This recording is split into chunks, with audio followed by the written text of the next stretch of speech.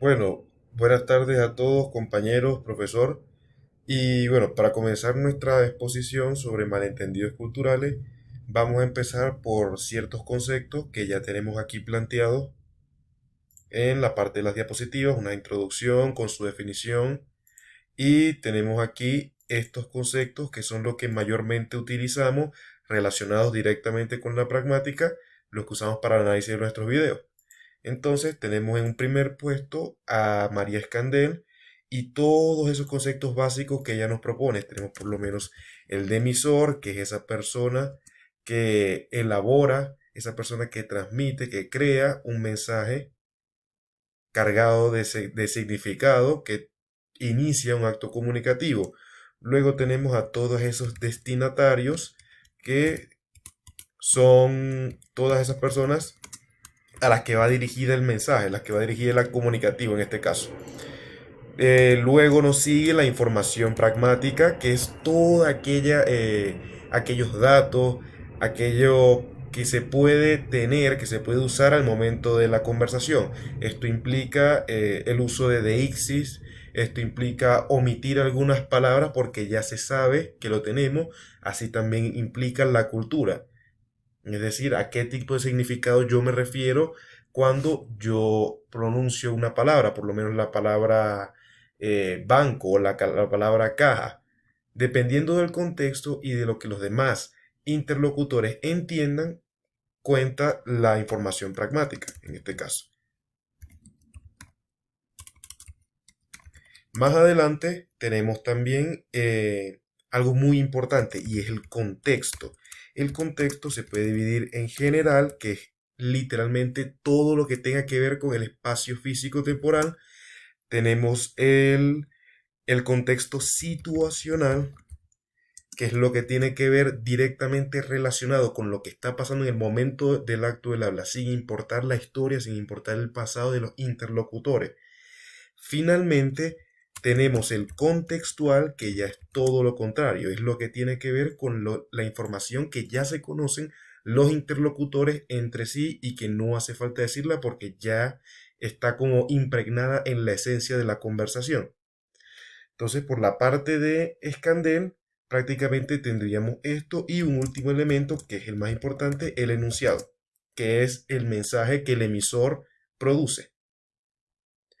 Desde ahora un poco más adelante, desde la teoría, luego seguimos entonces con la teoría de los actos de habla de Austin.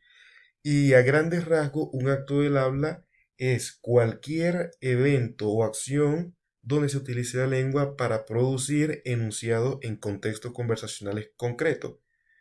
Esto se relaciona mucho con un último concepto de Scandel que no hablé todavía, no he hablado todavía, y tiene que ver con la interpretación pragmática.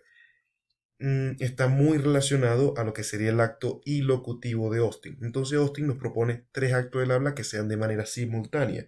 En los videos ya vamos a ver cómo funcionan los actos de habla, pero por ahora veamos la explicación. Entonces primero tenemos el acto de habla locutivo, que tiene que ver con todo lo relacionado a la parte lingüística, es decir, a lo que producimos nosotros con nuestras voces, con nuestras manos cuando escribimos.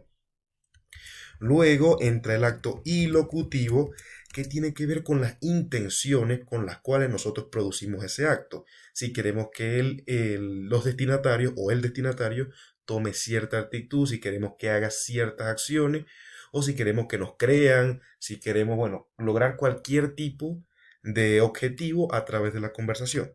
Y finalmente tenemos el acto perlocutivo, que ya tiene que ver mucho más con lo que el resultado del acto de habla en general. Es decir, si esa persona a la que yo dirijo el acto del habla, ese destinatario, cumple con mi intención. Es decir, si yo logro convencerlo, si yo logro hacer que él se entienda, si yo logro que me prometa algo, entre otras. Entonces, a grandes rasgos, esa es la teoría de los actos de habla de Austin. Finalmente, la otra gran fuente que sustenta nuestro análisis de videos son unos conceptos clave que extrajimos de un ensayo elaborado en la maestría de español como lengua extranjera realizada en el Instituto Cervantes. Entonces, tenemos que la mayoría, la gran mayoría de los malentendidos culturales se genera por estos factores. Entonces, desde arriba hacia abajo tenemos léxico. Este factor tiene que ver sobre todo con los significados y su naturaleza. Está muy relacionado con la parte semántica. Entonces quiere decir, los malentendidos se pueden dar por lo denotativo o connotativo de los significados, es decir, porque son convencionales o no convencionales. ¿A qué tipo de significado, a cuál de los tantos significados yo me estoy refiriendo cuando digo una palabra? Por ejemplo, tenemos en el idioma japonés que si yo digo la palabra mujer, equivale más o menos a una trabajadora de la noche, por decirlo bonito, por decirlo maquillado. En cambio, si me refiero por el nombre de esa persona, es totalmente normal, cosa que en Latinoamérica no sucede así. Y por lo tanto, en las interacciones de esas dos culturas, si un hispanoamericano va a Japón y le dice, mira, esa mujer es bonita, puede ser muy ofensivo. Puede ser muy ofensivo. Luego tenemos los actos de habla, y mayormente los malentendidos se dan con la parte ilocutiva, es decir, mi intención no se entiende. El interlocutor, esa persona, el destinatario, entiende totalmente algo distinto a lo que yo en realidad quise dar a entender. El siguiente que tenemos son los temas de conversación, y es algo que en algunas culturas, temas como hablar del trabajo, temas como el aborto, temas como el divorcio, la religión son temas tabú, temas que no se pueden tocar y por lo tanto pueden generar malentendidos culturales al momento de hablar de eso. Porque alguno de los interlocutores se puede sentir ofendido, se puede sentir atacado, se puede sentir acosado. El que le sigue entonces es el registro y el registro tiene que ver directamente con la fórmula de respeto.